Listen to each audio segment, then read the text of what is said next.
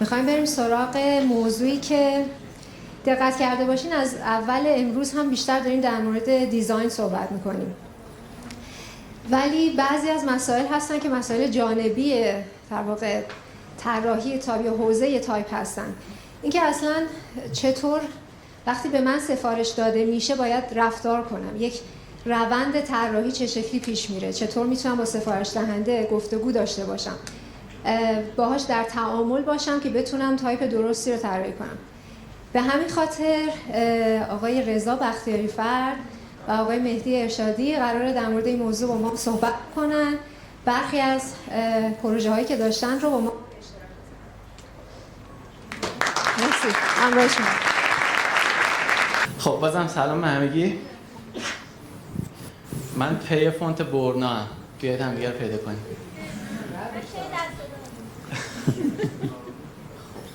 بالا اوکی. یه چند باری راجع به پروژه های سفارشی حالا هم خودمون صحبت کردیم، هم کلا توی این 2-3 سال اخیر صحبت شده درباره اینکه کلا مسیر کلی پروژه های سفارشی چیه و یه جورایی انگار یه نسخه کلی بوده برای پروژه های سفارشی. اما این دفعه میخوایم راجع به تفاوت ها بگیم که آقا یک نسخه برای همه سفارش ها کار نمیکنه. اولش بازم با هم مسیر کلی شروع میکنیم. فونت هایی که قرار بررسی کنیم این هاست: فونت بانک آینده، علی بابا، بنیاد کودک، فونت قرآنی واضح، مدرسه اینورس، فانوس که برای همکاران سیستم طراحی شد، فونت ایرانسل و دبستان. یه مسیر اصلی داریم که اشتراکاتش توی این هاست، توی درک ما از سفارش، یعنی پروسه‌ای که طی می‌کنیم، این که باید درک سفارش انجام بشه توشون، بعد میریم سراغ جستجو و ایده پردازی و بعد نتیجه گیری. اینها همه قبل از شروع طراحیه و بعد شروع می‌کنیم طراحی رو. از درک سفارش شروع کنیم. ما با سفارش دهنده خب صحبت می‌کنیم، جلساتی می‌ذاریم که بریف بشیم، ازش میخوایم که شخصیت برندش رو تعریف کنه، یکم از خدمات و محصولاتش بگه، یکم که نه خیلی مفصل باید بدونیم اینکه مخاطباش چه کسانی هستن، خیلی دقیق هم باید بدونیم راجع به مخاطباش، اینکه چه می‌دونم از نظر گروه سنی، مدل رفتار، مدل شخصیتی، درآمد و همه اینها. یه سوال خیلی مهم اینه که چرا فونت سفارشی لازم داری؟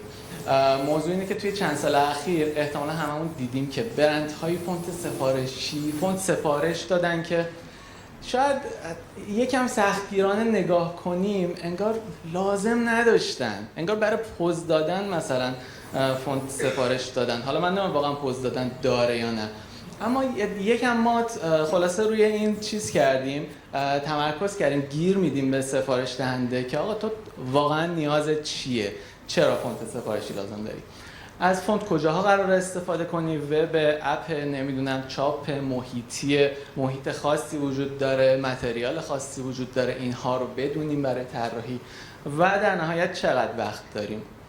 این هم خیلی مهمه. حالا جلوتر میگیم که وقت چه تأثیری توی بعضی از پروژه های ما داشته.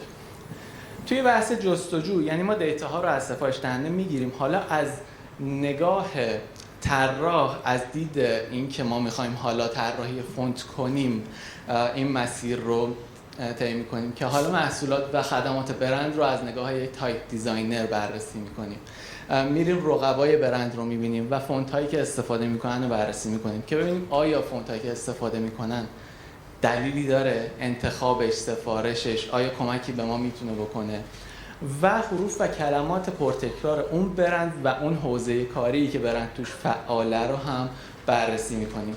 این هم توی اسکچ کردن ما، اتود زدن ما تاثیر میذاره، هم توی تست هایی که بعداً قراره برای فونت انجام بدیم خیلی کمکمون میکنه توی طراحی خالص. بعد میریم یکم ذهنمون رو بازتر میکنیم توی ایده پردازی. مثلا فکر میکنیم که اگه چه میدونم فونت بانک آینده رو در نظر بگیرید، اگه بانک آینده بانک نبود، اگه ماشین بود، اگه یک شخصیت بود، اگه یک فیلم بود، اگه یک محصول بود، چی میتونست باشه؟ چه ویژگی هایی داشت؟ چه شخصیتی داشت؟ اینها چه کمکی به ما میتونه بکنه؟ چه وزن‌ها و سبک‌هایی باید برای اون سفارش خاص طراحی بشه و چه فونت‌های عمومی یا اختصاصی که کلاً توی بازار وجود داره رو میتونیم بررسی کنیم و ازشون الگو بگیریم، کمک بگیریم برای سفارش خودمون. و توی مرحله آخر میایم یک سری ویژگی‌های شخصیتی در نظر میگیریم، 3 تا 4 تا ویژگی اصلی و اولویتی که برای برند وجود داره که میشه توی طراحی لحاظش کرد. خیلی از ویژگی‌ها رو شاید واقعا نشه توی فونت منعکس کرد و اون ویژگی‌ها رو تبدیل به فرم میکنیم برای خودمون. یعنی مثلا میگیم چه میدونم اگر جسوره، ما چجوری جسارت رو توی فونت نشون بدیم؟ اگر میگیم ماجراجوه، فونت ماجراجو چه فونتیه، چه ویژگی هایی داره؟ همه این ویژگی ها رو خلاصه سعی میکنیم با یک لیستی تبدیل به فرم کنیم تا بتونیم الگو بگیریم و طراحی درست‌تری داشته باشیم. و نیازهای فنی، بعضی از سفارش ها نیازهای فنی توشون وجود داره. مثال بخوام بزنم، شاید تصور کن توی استادیوم واسطدید، اسکوربورد وجود داره و استادیوم میخواد یک فونت سفارش بده برای نوشتن اسکوربورد. هم مسائل فنی وجود داره، هم فرم ها باید جوری طراحی بشه که توی اون دستگاه با اون تکنیک قابل اجرا باشه و آسیبی نبینه. خلاصه این نیازهای فنی رو هم باید در نظر داشته باشیم. خب مسیر اصلی رو دیدیم، از یه جایی وارد خط ویژه میشیم. یعنی هر سفارشی بنا به اون تعاریفی که خودش داره، برند داره، در واقع باید براش این فونت شخصی سازی بشه و ما توی خط ویژه میخوایم به این موضوع بپردازیم. موارد خیلی زیادی هست اما ترجیح دادیم که راجع به این 4 مورد صحبت بکنیم: نوع نیاز به فونت، شخصیت برند، مخاطب و ابزار و نحوه طراحی. توی نوع نیاز به فونت 3 تا سوال رو مطرح میکنیم که اولیش اینه که کارکردشون چیه، یعنی اساساً اینها کجا استفاده میشن و قراره چه نیازی رو برطرف بکنن. توی فونت‌های اینورس، آینده، علی بابا، ایرانسل و بنیاد کودک انعکاس هویت خیلی اهمیت داشت و میخواستن که این فونت همه جا کار بکنه. توی فانوس این نامرئی بودنه، خوانا بودنه و اعداد، همون جوری که صالح راجبش صحبت کرد، خیلی مهم بود. بخوام راجب نامرئی بودنه بگم، اینجوری بود که همکاران سیستم اتفاقا میخواست خیلی شخصیت واضحی نداشته باشه، یعنی فقط خونده بشه، اینجوری نباشه که مخاطب هی گیر بکنه توی فرم ها. و یه جورایی میتونم مثالش رو برای فونت یه خبرگزاری بگم که رسالتش اینه که فقط خوانده بشه و خیلی توی فرم ها توجهی رو جلب نکنه. توی فونت دبستان خب مسئله آموزش خیلی مهم بود و اینکه قرار بود خط مناسب به بچه‌ها آموزش داده بشه، بنابراین میخواست که این اتفاق بیفته. و توی فونت واضحه که میخواستن خیلی قرآن راحت‌تر خونده بشه، به خاطر اینکه عمدتاً مخاطب جدید نمیتونست ارتباط خیلی خوبی رو در واقع با خط و اینها پیدا بکنه و قرار بود توی موبایل این در واقع استفاده بشه، بنابراین نیاز بود که این کار کرد درست باشه اونجا. و یه مسئله خیلی مهمی که طراح و عمدتاً طراحا باهاش روبرو هستن، مسئله وزنه. شاید اینجوری باشه که بگیم خب طراح دوست داره تعداد وزن بالایی رو تولید بکنه، ولی واقعاً اینجوریه که همه سفارش‌ها این میزان وزن نیاز دارن. خب برای ما خیلی مهم بود که اگر سفارش دهنده هم داره توی این مورد اشتباه میکنه ما راهنماییش بکنیم. یعنی اینجور نباشه که ما بهش بگیم که اوکی هرچی تو میگی. یعنی بسته به اون سفارش تصمیم میگرفتیم که چه تعداد وزن کارش رو راه میندازه. توی دبستان واضح فانوس وزنهای متنی خیلی اهمیت داشت. البته که فونت فانوس بعداً در واقع درخواست کرد که یه فونت سنگین‌تر هم براش طراحی بشه، ولی در ابتدا اینجوری بود که وزنهای متنی خیلی اهمیت داشت.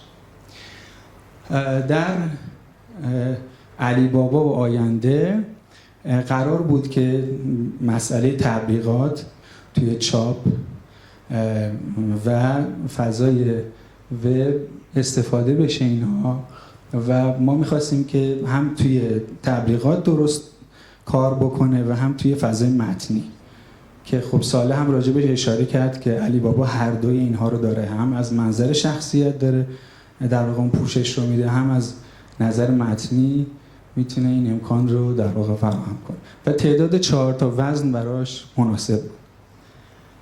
اما فونت‌های اینورس، ایرانسل و بنیاد کودک نیاز داشتن به در واقع تعداد وزن بیشتر. برای بنیاد کودک مشخصه به خاطر اینکه قرار بود توی عموم انتشار پیدا بکنه و همونطور که میدونید توی فونت ایران هست و میتونید این رو دانلود بکنید. تعداد وزن‌های زیاد کمک میکنه به مخاطب عمومی که استفاده بهتری داشته باشه.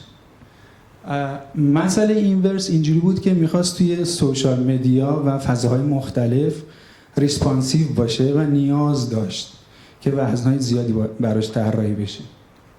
و ایرانسل این شکلی بود که اگر اشتباه نکنم یه فونت انگلیسی بود و MTN میخواست که برای اون فونت فارسی طراحی بشه، تعداد وزن زیادی داشت و خب به تناسب اون وزنها طراحی شده. گفتم بنیاد کودک رو که حالت عمومی داشت و نیاز داشت که وزنهای زیادی براش طراحی بشه.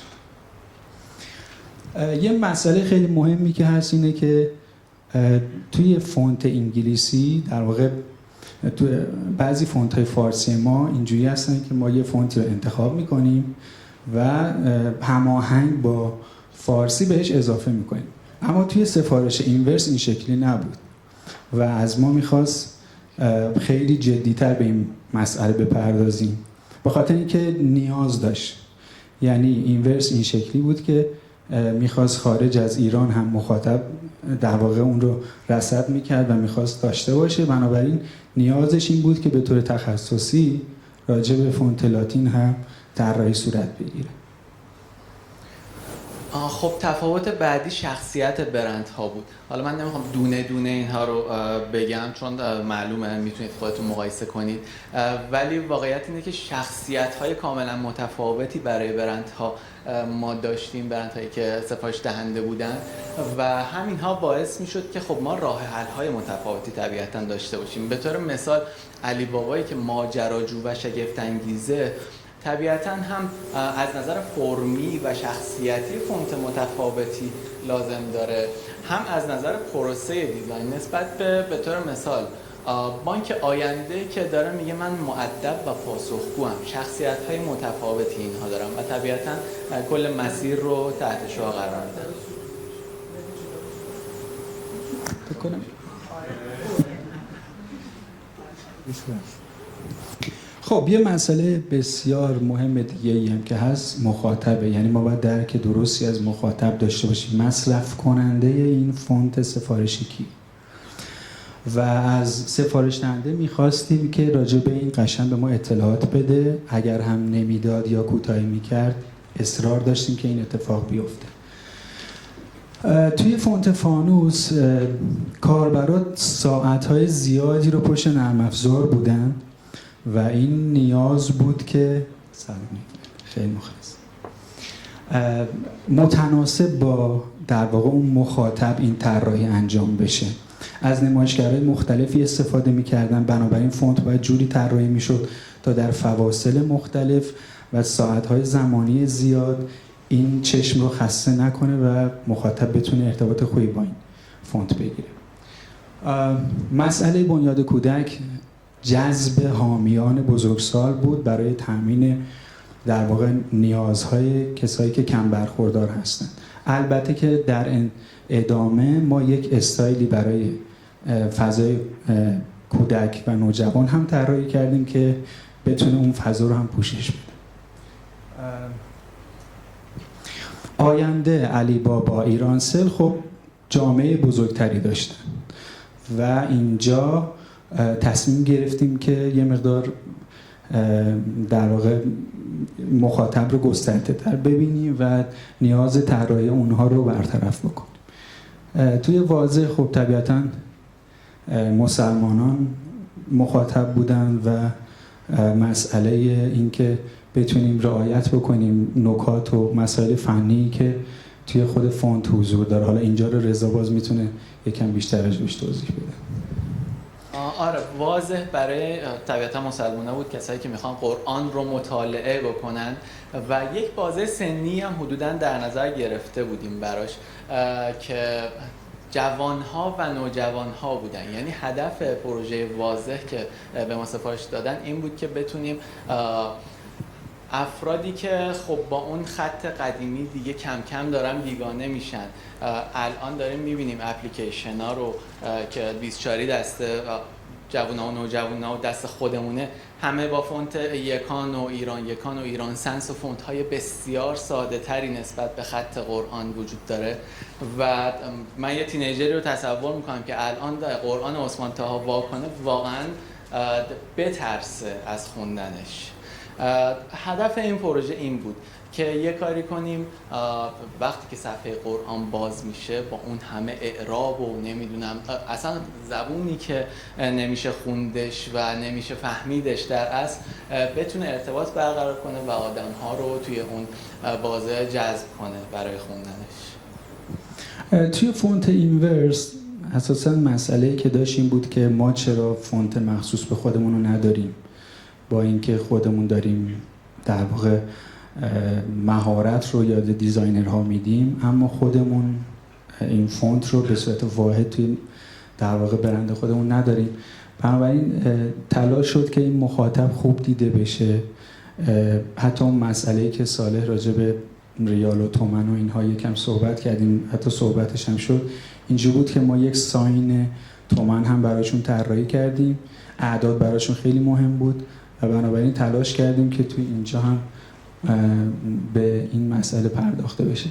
توی فونت دبستان هم طبیعتاً کودکان دبستانی مخاطب ما بودن و باید مسئله نوشتن رو و صحیح نوشتن رو به مخاطبمون انتقال میدادیم. فکر میکنم این رضا اینجوری بود که توی 2 تا ورژن طراحی شده، درسته؟ یه ورژن بودش برای بچه‌های پایه دبستان اول و دوم که بتونن باهاش الفبا رو یاد بگیرن و ورژن بعدی برای بچه‌هایی بود که خب الفبا رو بلدن، حالا می‌خوایم یکم پیشرفته تر بهشون یه ذره خط رو آموزش بدیم. موضوع اینه که مخاطب اینجا فرق داره، یکیش بچه اول تا 6م دبستانیه، دومی مثلا کسیه که کلاً به یه بازه سنی رسیده، از یه سنی بیشتر از یه سنی کمتر که باید پشت نرم افزار بشینه. کل کارش اینه که یوزر یک نرم افزار مالیه و 8 ساعت در روز چشم دوخته به مانیتور و تفاوت این مخاطب ها باز هم باعث میشد که ما توی پروسه، توی دیزاین و توی همه چیز تفاوت قائل بشیم. خب موضوع بعدیمون این بود که حالا ما با چه وزنی طراحی رو شروع کنیم. یعنی همیشه اینجوری نیست که ما حتما بیایم با وزن رگولار شروع کنیم طراحی رو یا نه با وزن سنگین شروع کنیم. این هم مهمه که چی باعث میشه ما انتخاب کنیم شروع کار از چه مرحله‌ای باشه. توی فونت آینده و اینورس اینکه نمایشی بودن، جلب توجه و ایجاد تمایز برای سفارش دهنده مهم بود.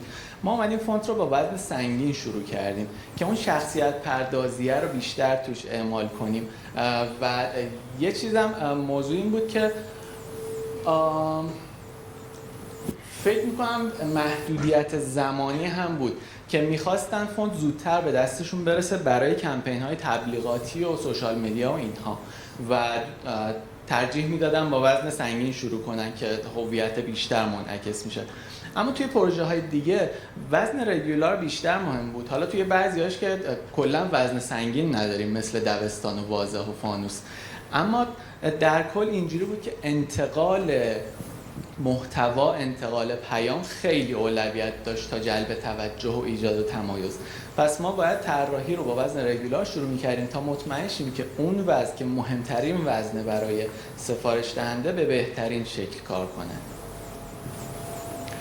حالا اینکه ما خطی ها رو اتود ها رو با چی بزنیم و چرا؟ مثلا آمدیم توی فونت دبستان ما با مداد و خودکار اتود زدیم. چرا؟ چون اصلا هدف این بود که بچه ها بتونن تقلید کنن. بچه ها وقتی فونت دبستان اول دبستان رو توی کتاب میبینن، روی پرینت میبینن، بتونن همون رو تقلید کنن. تغییر ضخامت نداشته باشه، فقط اسکلت باشه، ضخامت خاصی نداشته باشه که بچه‌ای که مداد یا خودکار دستشه گیج بشه. من اینو چجوری اصلا بکشم؟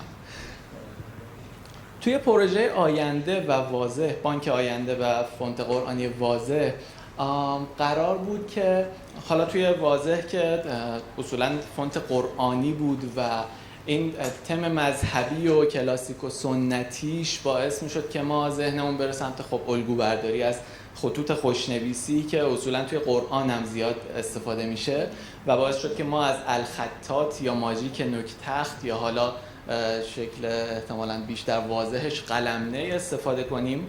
توی فونت بانک آینده هم برای الغای اون اصالت، اون رسمیت ما اومدیم از الخطات و از قلم نوک تخت استفاده کردیم که اون تم کلاسیک خوشنویسی رو بیشتر بتونیم منعکس و منتقل کنیم توی فونت. برای فونت علی بابا ما مشکل ضخامت نداشتیم مثل دبستان، ولی میخواستیم اسکلت فونت رو طراحی کنیم. یعنی ایدمون این بود که ما بتونیم اون سرگرم ماجراجویی، اون جسور بودنه رو توی اسکلت پیدا بکنیم. آره، توی اسکلت نشون بدیم تا گوشتی که روی اسکلت میشینه. چرا؟ چون اسکلت رو وقتی ما بتونیم متفاوت طراحی کنیم توی فاصله های مختلف، سایز های مختلف بیشتر خودش رو نشون میده. شاید فونت ایرانسل و بنیاد کودک داستان متفاوتی داشت. فونت ایرانسل رو وقتی به من سفارش دادن، فکر کنم سال 96 بود، واقعا مطمئن نیستم، به من یکی از دیزاینرهای ایرانسل زنگ زد، گفتش که الان MTN افریقا به ما هویت جدید رو دیکته کرده و ما یه فونتی هم به همون داده، فونت فارسی، که مشخصا وقتی من دیدم تم عربی داشت و لهجه داشت و خب خیلی با اسم ایرانسل مخصوصا تضاد ایجاد میکرد. گفتش ما تصمیم گرفتیم از این فونتی که دادن استفاده نکنیم و الان موقعیت خوبیه که ما همزمان با ریبرندینگ فونت جدید خودمون رو داشته باشیم. گفتم خب چقدر وقت داریم؟ 3 هفته. این اونجاییه که زمانه مهم میشه دیگه، یعنی بسته به نوع سفارش تعیین میکنه چه برخوردی توی هر پروژه داشته باشه. آره، و من گفتم خب تو 3 هفته که واقعا نمیشه فونت طراحی کرد. بهشون پیشنهاد دادم که یکی از فونت های خودم رو که حالا شخصیتی از نظر شخصیت با ایرانسل هماهنگی هایی داره رو ادیت کنیم، اونقدری که نه فونت قبلی باشه، همین که به شخصیت ایرانسل بیشتر بخوره و خلاصه کاستومایز بشه برای ایرانسل، که اونا موافقت کردم و فونت راوی رو عملا من توی سیستم باز کردم و شروع کردم به ریدیزاین و تغییر شخصیت و هماهنگسازی با شخصیت ایرانسل که همه اینها طبیعتاً با هماهنگی با خود برند بوده. فونت بنیاد کودک هم حالا تا حدی قصه متفاوتی داشت ولی پروسه همون شد. بنیاد کودک سفارش داد به ما که ما یه فونتی می‌خوایم،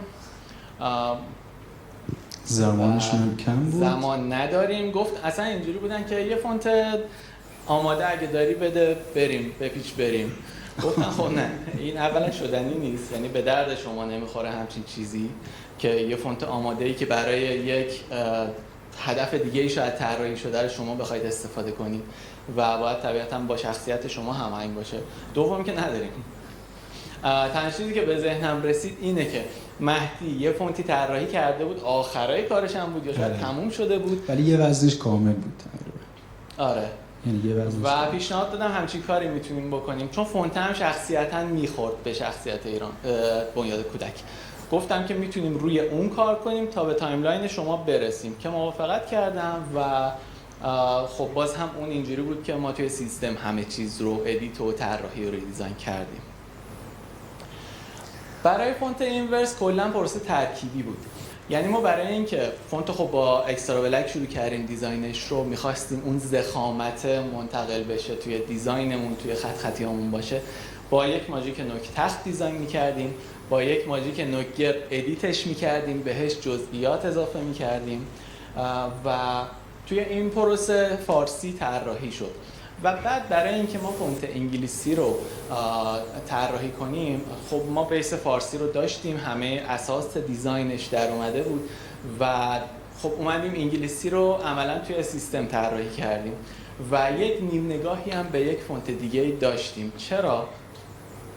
چون که ما نیتیو نیستیم، ما بومی انگلیسی زبان نیستیم، ما از بچگی با خط فارسی بزرگ شدیم و ممکن بود توی دیزاینمون سوتیایی بدیم که از نظر ما بسیار خوب باشه، ولی از نظر یک انگلیسی زبان، از نظر یکی که تو امریکا زندگی میکنه، سوتیای تابلوی توی فونت وجود داشته باشه و ما اصلا متوجهش نشیم. برای همین یک فونتی که خیلی حالا از نظر شخصیت و فرمی شبیه فونت ایرانسل بود رو نگاه میکردیم و بر اساس اون اینورس بود رو نگاه میکردیم و بر اساس اون حروف انگلیسی رو طراحی کردیم توی سیستم. واسه این پروسه خب ترکیبی شد. البته این مال اون زمانه دیگه. الان فکر می‌کنم رضا به درجه‌ای از عرفان رسیده که میتونه از بیس انگلیسی و در نهایت اینکه چجوری اتود بزنیم، روش اتود زدن. توی فونت دبستان ما به این فکر کردیم که بچه اول دبستانی ممکنه تا حالا حروف رو ننوشته باشه، امکانش خیلی زیاده طبیعتا و قدرت کنترل دست نداره برای نوشتن درست و کامل و صحیح حروف. ما این رو تشبیه کردیم به دست مخالف شاید، که ما طبیعتاً اگه من چپ دستم کنترل کامل روی دست راستم ندارم، یا اگه امید که با هم کار رو طراحی کردیم راست دسته روی دست چپش کنترلی نداره. یکی از پروسه های دیزاین ما توی این فونت این بود که با دست مخالفمون اتود بزنیم که بتونیم بفهمیم کدوم حروف نوشتنش سخت تره، کدوم فرم ها داره دردسر درست میکنه، چجوری میتونیم اصلاح کنیم که بتونیم با یک دست خام تمرین نکرده حروف رو تا جای ممکن به بهترین شکل و درست ترین شکل از نظر رسم الخطی بنویسیم. توی فونت آینده ما توی حالا اتودها نه ولی توی مراحل آخر اومدیم همه چیز رو روی کاغذ رسامی کردیم. همه پروژه ها اینجوری نبوده که بخوایم با دقت کامل در نهایت روی کاغذ رسامی کنیم. اینم باز مسئله زمان و چیزهای دیگه تعیین میکنه که چقدر ما میتونیم توی این پروژه به این سمت بریم. ممکنه که یه پروژه اصلا نیاز نداشته باشه یا اساساً وقت نداشته باشه یا بودجه اون در واقع این کار رو که بخوایم خیلی جزئی و دقیق و اینها پیش بریم توی این مرحله به ما بده. بنابراین هر پروژه داستان خودش رو داره دیگه. آره. و اینکه خب ما می‌خواستیم به جزئیات بسیار حساس بودیم. مهم بود که چه جزئیاتی توی دیزاین توی این پروژه وجود داره و در اصل بخش زیادی از شخصیت پردازی توی جزئیات بود و مهم بود که توی این مرحله تکلیفش معلوم بشه. توی فونت واضح ما اومدیم مستقیما از خط نیریزی الگو گرفتیم. چجوری؟ یعنی اینکه مثلا اگه دانگ قلم ما 2 میلیمتر بود، حالا 2 میلیمتر نه 4 میلیمتر بود، نسخه های خط نسخ نیریزی رو با همون دانگ قلم اسکیل میکردیم، پرینت میکردیم، روش پوستی میذاشتیم و مینوشتیم تا تسلطمون روی فرم، روی ساختار و روی دستمون برای نزدیک شدن به خط مناسب قرآن بیشتر بشه. و این یکی از پروسه‌هایی بود که برای فونت واضح در نظر گرفتیم. برای علی بابا و دبستان رو گفتم. برای علی بابا اومدیم روی علی بابا رو هم گفتیم که روی اسکلت تمرکز کردیم به خاطر اینکه جنس دیزاین علی بابا چون زیاد متمرکز نبود روی تغییر ضخامت و مهم بود که اسکلتش چه شکلی باشه، ما اساس دیزاینمون رو گذاشتیم روی اسکلتش. و یه نکته دیگه این که دقیقاً روی نرم افزار این کار انجام دادیم. یعنی مثل پروژه آینده نیومدیم خیلی ترتمیز، چون هر کاری میکردیم به هر ترتیب نرم افزار قدرتش به مراتب بیشتر از ما بود و بهتر میتونستیم تنظیمات رو داشته باشه. بنابراین طراحی رو روی بعد از اینکه به اسکلت ها رسیدیم روی در واقع نرم افزار فونت لب ادامهش رو پیش رفتیم. خب و نکته آخر این که از خط ویژه خودتون عبور کنید. این به معنی اینه که این تنها روش و یا روش‌هایی نیست که در واقع شما میتونید بهش استناد بکنید. هر پروژه خاصیت خودشو داره، بنابراین سعی بکنید که از خلاقیت‌های خودتون و اون چیزی که توی سفارش حضور داره استفاده بکنید. مرسی، ممنون از همه.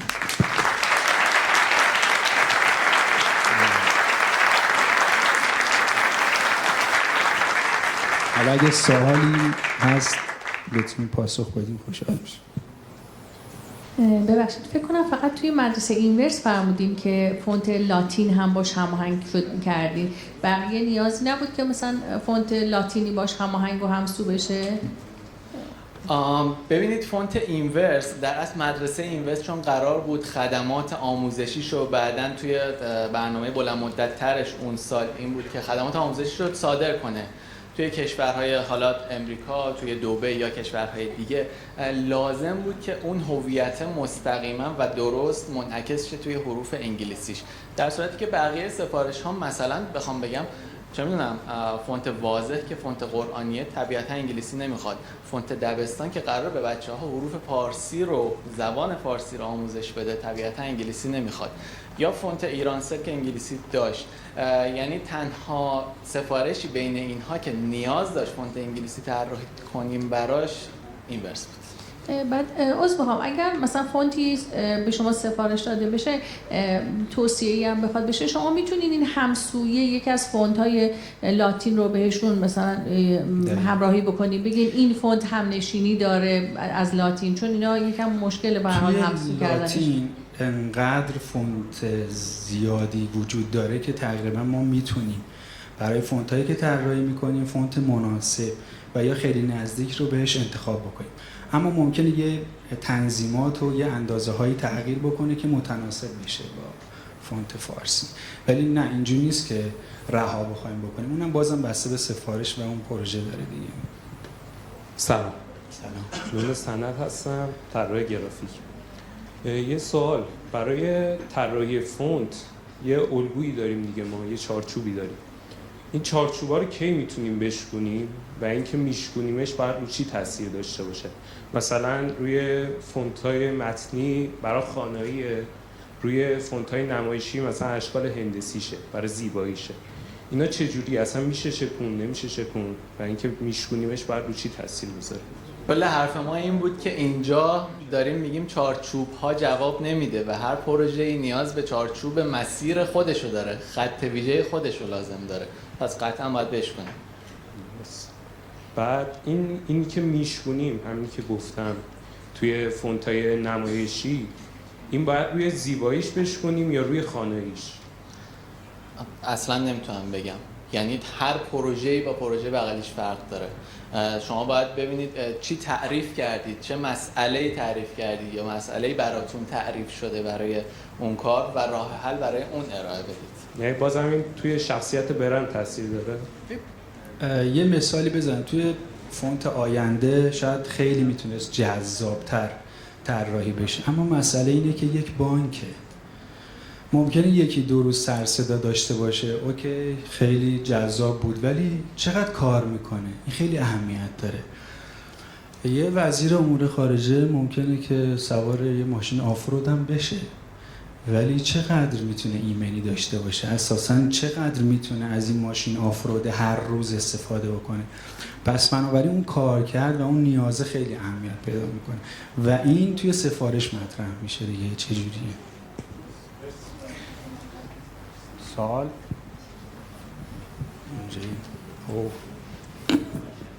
خسته نباشید. یه سوال داشتم درباره بریف. عموما یه موقعی میشه که تقریبا اکثر اوقات بریف یه سری باگایی داره، مثلا الا ماشاءالله از مشتری میپرسی مخاطب هدف، همه میگن عموم مردم، و این بازار رو تنگ نمی‌کنن. میخواستم ببینم که با این حفره‌های مختلف بریف چجوری برخورد میشه. خب یکم که باید مشتری رو فشار بدی تا بگه. یعنی واقعا اینجوری همه دوست دارن بگن که ما کل ایران مخاطبمونن و یه بخشی که باید توجیهش کنی که آقا این کاری که داری میکنی به ضرر خودته. حالا من خیلی متخصص نیستم تو این زمینه، خیلی کم میدونم، ولی در نهایت وقتی برای همه‌ای برای هیچکی نیستی. این رو باید یکم توجیهش کنی و ازش بخوای حداقل اولویت بندی کن. اوکی تو میگی مثلا آدم 70 ساله تا آدم 7 ساله مخاطبت هست، کدوم مهمتره؟ میخوای کدومو انگولک کنی که بهت نگاه کنه؟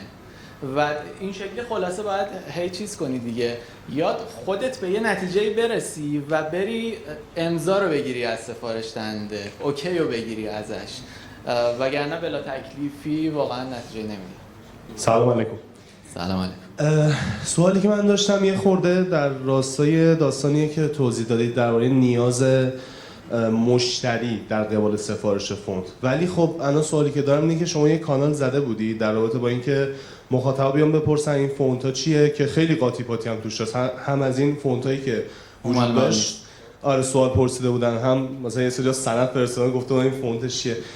خواستم بدونم که مخاطب هایی که الان از شما سوال می‌پرسن داخل کانال تلگرامی، این نیازها و تعریف هایی که شما از فونت ها کردید رو درک کردن و میپرسن، اصلا استفاده‌ای داره این چیزایی که در واقع توضیح دادید، یا اینکه صرفا این داستانی که الان توضیح دادید برای ماهایی که متخصصیم، چون صحبتی که ما داریم اینه که خب طراحای گرافیک هم به هر حال از هر فونتی که میتونن استفاده میکنن دیگه. الان می‌خواستم بدونم این نیازهایی که شما الان گفتید و تعریف کردید به خورد مخاطب عام و تخصصی ما رفته، اصلا رخنه کرده این داستان که توضیحش داریم میدیم؟ نه قطعا رخنه که نکرده، وگرنه لازم نبود توضیح واضحات بدیم. اونایی که میان میپرسن این فونت چیه که اصلا داستانش فرق داره، یه عکسی دیده فونتش چه باحال، آقا این فونت رو پیدا نمی‌کنم فونتش چیه، اونو کاری نداریم، کانال هم مال من نیست، مال یکی دیگه است. آره صاحبش هم اینجا حضور داره. ببین چیزی که داریم میگیم به درد مخاطب دیزاینر و مخاطب عام از این نظر میخوره که بفهمیم چه ربطی بین سفارش و نتیجه داره، چه ربطی بین موضوع و نتیجه داره. ممکن اصلا با بحث سفارش فونت در طرف نباشیم، صرفا انتخاب فونت باشه. ما باید ببینیم چه نیازهایی وجود داره که ما اونها رو برطرف کنیم توی انتخاب فونت درست، همون چیزی که صالح توی سخنرانیش گفت.